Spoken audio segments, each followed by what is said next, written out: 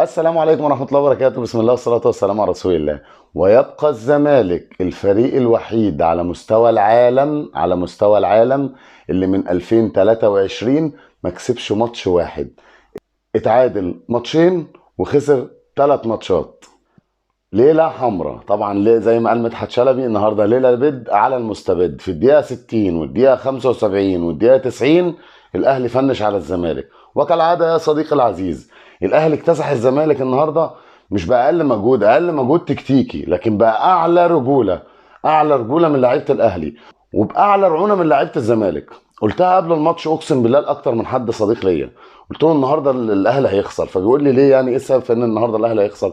قلت له الاهلي هيخسر النهارده لان الاهلي حتى الدوافع بتاعته النهارده مش زي دوافع الزمالك. يعني الدافع الاول عند الاهلي النهارده ان انا ما اخسرش، ده اهم دافع عند الاهلي، علشان حكم الغيابات وحكم الحاجات اللي في الاهلي، الاصابات والغيابات واللي موقوف واللي والصفقات الجديده اللي بتشارك لاول مره النهارده ومجبر انك انت تشاركها لان ما فيش عندك حد تاني يسد في المركز ده.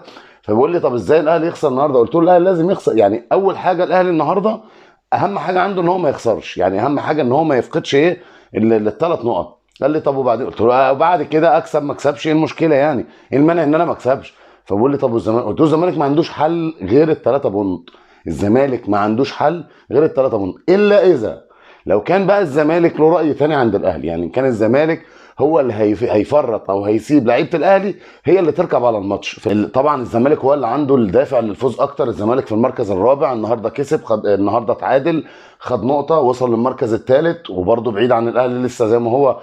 لو اتعادل بعيد عن الاهلي ب5 بونت، النهارده لو خسر وسع الجاب ل8 بونت وفضل في الرابع دي، وانت لاعب نفس عدد المباريات اللي لعباه، فوقيك فيوتشر، فوقيك بيراميدز وفيوتشر، فالموضوع بالنسبه لك لازم النهارده حياه او موت، كنت النهارده لازم تكسب. اما الاهلي بقى فالنهارده كان عنده غيابات بالجمله، لكن لعيبه الاهلي رجاله. كهربا النهارده بيعرفك يعني ايه تبقى راس حربه وبتشارك مع الفريق وبتساعد الفريق، مش راس حربه انك انت تنزل تعزل نفسك عن الفريق. والله الكره جات لي ما جاتليش، انا مش هجري وراها، اخد الكره واطلع عند الكورنر وما اعملش بيها حاجه واسلمها تاني وعلى ما اروح ربنا يكرم.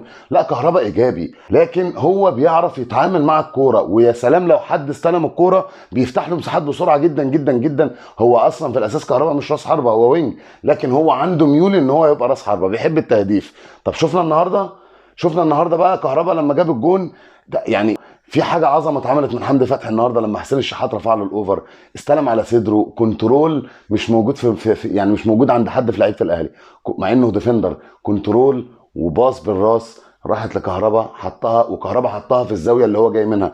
كهربا جاي كده حطها في نفس اتجاه الزاويه اللي هو جاي منها، ما حطهاش العكس على جنب محمد عواد. وطبعا محمد عواد اوت اوف فورم النهارده، هو لعيبه الزمالك مش موجوده النهارده نهائي، وده هنجيله كمان شويه. كهربا قلع التيشيرت وخد انذار، وهو قرر ان هو هيطلع بعد الجون ده، لان هو مش هينفع يكمل، لان هو اولا هيفقد اعصابه والزمالك هيخليه يفقد اعصابه، والجمهور ممكن يشتمه، ممكن يطرد بعد الانذار اللي خده ده. المهم انك انت وترت لعيبه الزمالك بالجون اللي انت بالاخص اللي انت جبته، انت وترتهم وعملت لهم مشكله بانك انت بالذات اللي جبت الجون. ودي مشكله عند الزمالك، انك انت بالاخص انك انت اللي تكون جبت جون. طيب نيجي بقى وهو خارج لمحمد شريف، قال له هتجيب جون. قال له هتجيب جون ليه؟ مش قال له هتجيب جون عشان هو علام غيب، ولا ان طبعا هنطلع النهارده بالليل طبعا هيطلع مرتضى يقول لك كانوا نازلين من عند شمورش في الدور الرابع، ونازلين مش عارف من عند الشيخه خديجه المغربيه ومش عارف. طب ما انا لو عندي الشيخه خديجه المغربيه انا خسرت الاثنين دوري اللي فاتوا ليه؟ طب انا خسرت في النهائي بتاع افريقيا ليه مع المغرب؟ طب انا بروح مثلا خرجت من كاس مصر السنه اللي فاتت، طب انا ليه الشيخه خديجه المغربيه اللي انا بتعامل معاها، ولا شمورش اللي انت بتقول عليه ده ليه بيوقع مني بطولات النهارده؟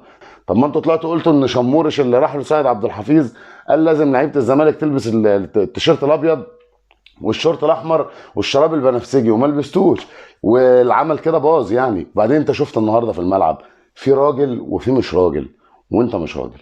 وهو خارج النهارده قال لمحمد شريف هتجيب جونين، هتجيب جون. قال له هتجيب جون، هو قال له هتجيب جون ليه؟ واضح من الاداء بتاع اللعيبه ان في رجوله وعايزين، واحنا مصدقين نفسنا وهنكسب. انت فاهم؟ في رجوله وهنكسب يعني هنكسب. مش هنكسب بقى زي ما استاذ اسامه حسن ولا مش عارف مين بتاع الزمالك كان بيقول لك لازم تكسب، ايوه هاتوا على الارض، اللي يخش فيك هاتوا على الارض، مش عارف ايه. طبعا ده شغل باميه وباين قوي انك انت يعني باين قوي انك انت راجل بتفهم في الكوره قوي، لان الكوره ما فيهاش كده. الكوره فيها واحد لازم يكسب، واحد لازم يخسر، بس هو الفرق انت عملت اللي عليك. فهو خارج النهارده قال لمحمد شريف هتجيب جون، وسبحان الله انا كنت قاعد بتفرج مع حد بيقول لي محمد شريف اهو يا عم نزل، اللي انت مش اللي ما بيجيبش جوان. قلت له لا، هو محمد شريف ما بيفوقش غير عند الزمالك، ما بيفوقش فعلا اللي عند الزمالك. وفعلا نزل. انا ما اعرفش الجون الاولاني، الجون الثاني هو جابه عادي، الجون الثالث بقى في لفه وسط يوتيرن كده عمله بوسطه، انا ما شفتهاش بقالي سنتين. وسبحان الله يشاء السميع العليم النهارده ان الزمالك اللي بيسجلوا فيه الناس اللي صايمه عن التهديف بس، الناس اللي ما بتجيبش جوان بس، نفسها اتفتحت النهارده على الزمالك، عشان هو ده الزمالك. ما كنتش هجيب في الزمالك هجيب في مين؟ حمدي فتحي. حمدي فتحي حد عنده شك ان هو كان هيلحق النهارده؟ كل الناس قالت ان هو النهارده بره الماتش. الراجل بيلعب وهو مش عنده شفاء بنسبه يعني مش يعني الاصابه ما شفيتش عنده بنسبه 100%. الراجل بيلعب وهو تعبان، وباين قوي في الالتحامات بتاعته ان هو تعبان، لكن لعيب راجل. النهارده الموضوع ما كانش مهاري، كلنا نمنا الشوط الاول نمنا والماتش شغال، لان ما كانش فيه مهاره، كله كان خايف بيجس النبض. بس في فرق اما اكون بجس النبض وانا عارف انا هعمل ايه، وفرق اما اكون بجس النبض عشان عايز الموضوع يفضل كده. انت جسيت النبض يا زمالك وفضلت سايب الموضوع كده ماشي كده. مش عارف ازاي، مش عارف ازاي انت.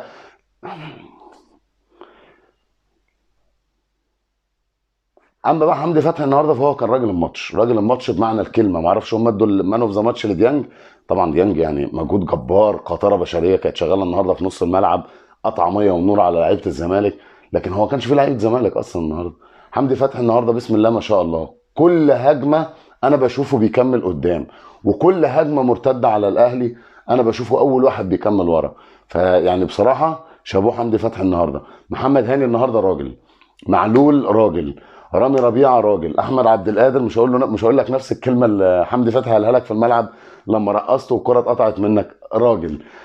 خالد عبد الفتاح. القمار بقى اللي كان بيلعبه كولر النهارده، كولر اللي لسه هنجيله، كولر كان بيلعب قمار النهارده، انك انت تجيب واحد بيلعب باك رايت مكان محمد هاني، انت جايبه بديل لمحمد هاني عشان الظروف قدام، لان عندك اكرم توفيق وكريم فؤاد اتصابوا، وتلعب بيه النهارده سيرد باك وجنبه رامي ربيعه. مفيش واحد منهم، الاثنين دول ما لمسوش كرة قبل كده في حياتهم مع بعض، النهارده اول يوم يلعبوا مع بعض، اول يوم في حياتهم الاثنين يلعبوا مع بعض ماتش رسمي.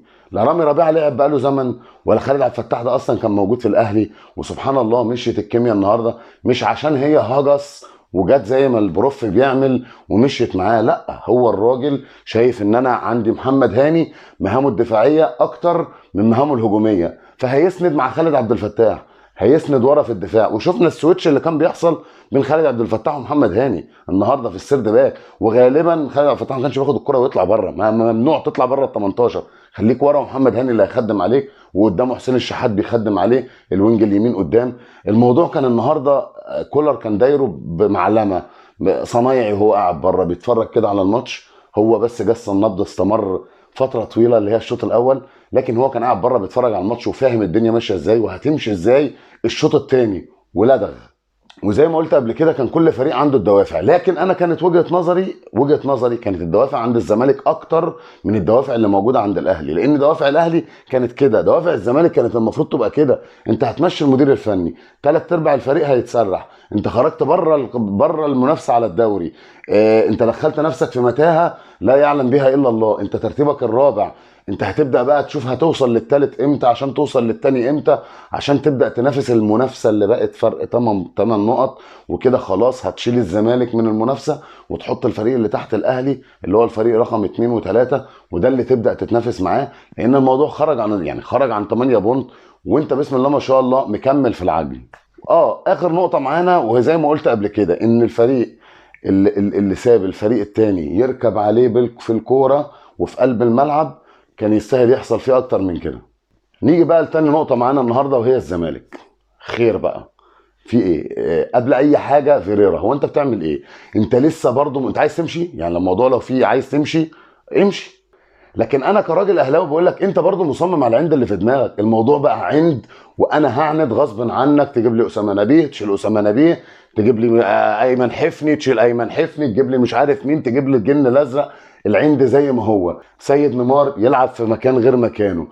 انا النهارده بتفرج على الشوط الاول فبقول هو احمد زيزو ايه اللي جابه على الشمال، ومصطفى شلبي راح على اليمين امتى؟ شويه والايد شلبي على اليمين على الشمال، ومصطفى واحمد سيد زيزو على الشمال. في ايه؟ في سويتشات بتحصل مش طبيعيه. السويتش يا حبيبي بيحصل بين السيرد باك اللي مايل ناحيه الشمال، وبين مثلا الراجل الباك ليفت بتاعه والباك شمال بتاعه، وبين الوينج. دي سويتشات لان الثلاثه دول عدله رجلهم واحد، والثلاثه دول عدله رجلهم واحد. اغير بين الاثنين اللي في قلب الملعب، اغير بين الاثنين اللي قدام، اجيب مثلا صانع الالعاب ينزل وينج، واجيب الوينج لو مهاري، واجيب الوينج في صانع الالعاب. لكن انت بتعمل كل حاجه غلط، انت بتعمل كل حاجه غلط.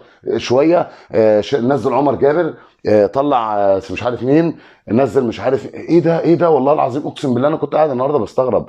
مش تغييرات. اولا السكواد عندك ناقصه واحد او اتنين بس، واحد او اتنين او تلاته بس، والموضوع ما كانش دفاعي النهارده. على فكره اغلب الاجوان اللي دخلت في الزمالك النهارده مش كانت دفاع. اللعيبه مش رجاله.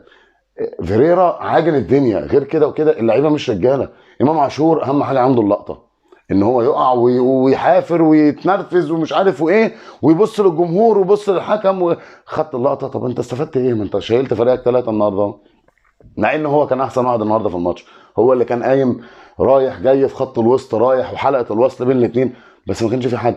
احمد سيد زيزو، احمد سيد زيزو، احمد سيد زيزو حرام اللي عمل فيه كده. هو فيريرا الراجل ده استنزف. طبعا ده لعيب يعني مش محتاج ان انا اتكلم عنه يعني، لكن الراجل ده استنزف فعلا. انت استنزفته.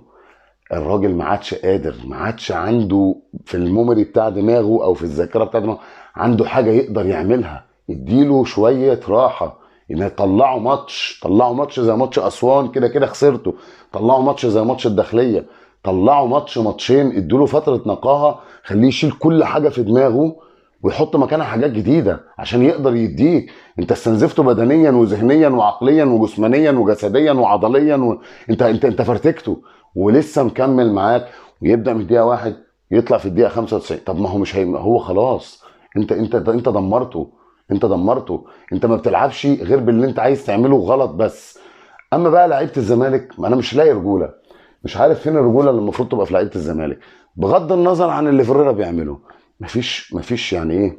يعني عايز تقنعني النهارده ان كولر كان قايل للعيبه الاهلي على الحاجات، اغلب الحاجات اللي هتحصل النهارده؟ لا، مفيش حد. انت بتنزل والموضوع هو اللي بيتشاف في قلب الملعب. بتشوف الفريق التاني فتح لك الدنيا، سابها لك على البحري بتروح راكب. اول ما يسيبها لك على البحري وتروح راكب خلاص مش هتحل الا زي ما شفت النهارده ثلاثه وجون كهربا. اللعيبه مفيش تركيز في الملعب. وحتى الاهلي ناقص من عنده قلبين الدفاع والسوليه، اللي المفروض ان هو مثلا اداه التشغيل بتاعه الاهلي. وعندك بيرسي تاو مش موجود، وعندك محمود متولي وزي ما قلنا وحمدي فتحي، وعندك اكرم توفيق مش موجود، وعندك الناحيه الثانيه طاهر مثلا نازل وهو لسه يعني مجهد شويه. عندك مش عارف يعني بيرسي تاو. الموضوع صعب قوي انك انت تخسر بالمنظر ده. وصمه عار انك انت ما تعملش اللي عليك حتى لما تخسر. في النهايه الاهلي جاب 3 اجوان كهربا. وطبعا هنشوف النهارده مهرجانات هتحصل على قناه الزمالك بالليل. انا شفت بعد الماتش كده مشهد بس، اللي هو المقدم خالد لطيف بيقول لك طبعا الزمالك ليه 3 ضربات جزاء النهارده، والحكم مش على قد المستوى. الحكم اللي حكم كاس عالم ويعتبر من الحكام يعني ايه اللي هو ليفل 2 مثلا على مستوى العالم، مش ليفل 1. يعني ليفل 2 دي يعني حاجه عاليه قوي، يعني حكم كاس عالم. لكن هو الحكم، انت هو الزمالك عمل ايه النهارده في الماتش يا استاذ خالد عشان تتكلم اصلا؟ هو الزمالك كان يستحق النهارده يتعادل؟ ما يستحقش. الزمالك مش رجاله في قلب الملعب، لعيبه الزمالك مش رجاله في قلب الملعب. في النهايه نقول لفريرا مع السلامه، ونستقبل بقى ايه ال 18 مدرب اللي جايين، ونخش في مرحله الدوامه ولنا الله. في النهايه كهرب الجو النهارده، وهنشوف النهارده مهرجانات هتحصل بالليل. وطبعا محمد شريف حمد لله على السلامه يا مخيف. ولو عجبتك الحلقه اعمل لايك واشترك في القناه وخلي الكوره ليك. سلام.